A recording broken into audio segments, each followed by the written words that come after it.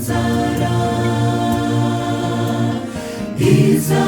izabarinza yo kumva ijambo rye ku batuye isi.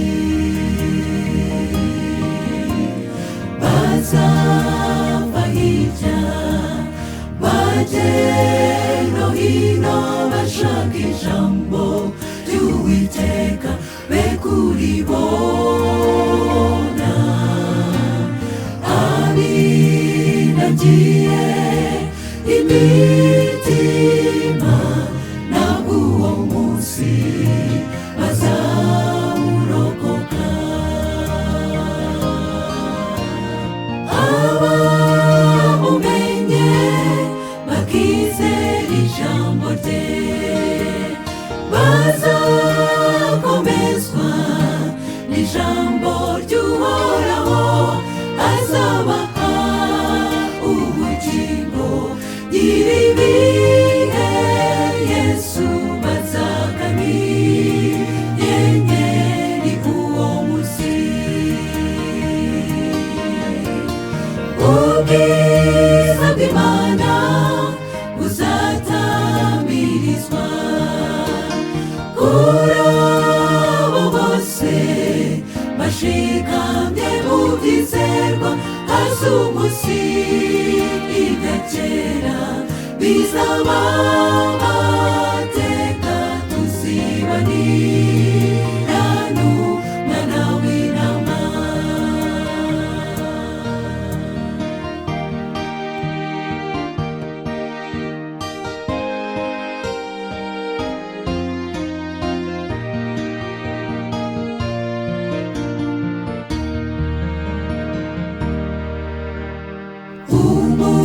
Umukwatinze bose barahunikira barasinzira.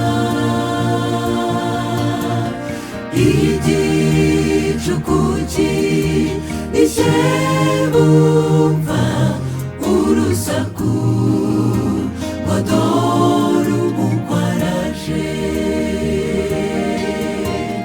Batanu gusa bari bafite amavuta mu mperezo zabo, ariko abandi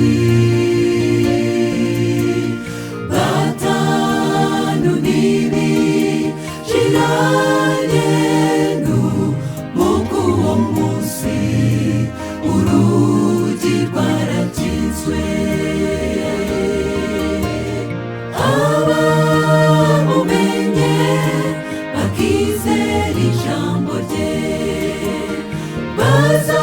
bazakomezwa n'ijambo ry'Uhoraho, azabaha ubugingo nyir'ibihe. Yesu bazagana inyenyeri uwo munsi. Ubwiza bw'Imana buzatamirizwa kuri abo bose bashikamye mu byizerwa.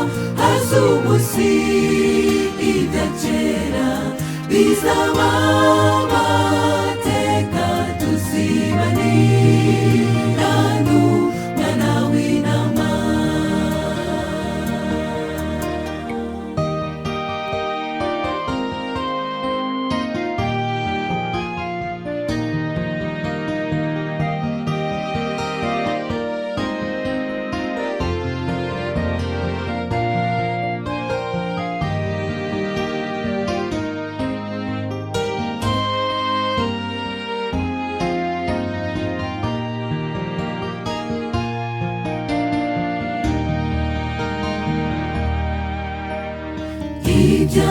Ibyahozeho nibyo bizongera kubaho, reka tube maso kugira ngo tudatungurwa n'umugaru uzate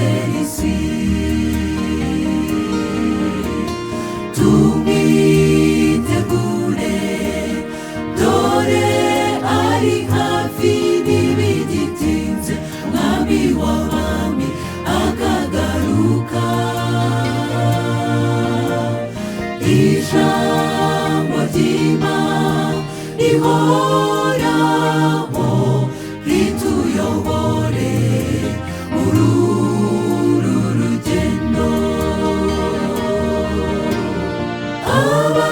Abamumenye bakizera ijambo rye bazakomezwa n'ijambo ry'Uhoraho, azabaha ubugingo nyir'ibihe. Yesu bazaga nk'inyenyeri uwo munsi. Ubwiza bw'Imana buzatamirizwa, urabo bose bashikamye mu byizerwa, haza umunsi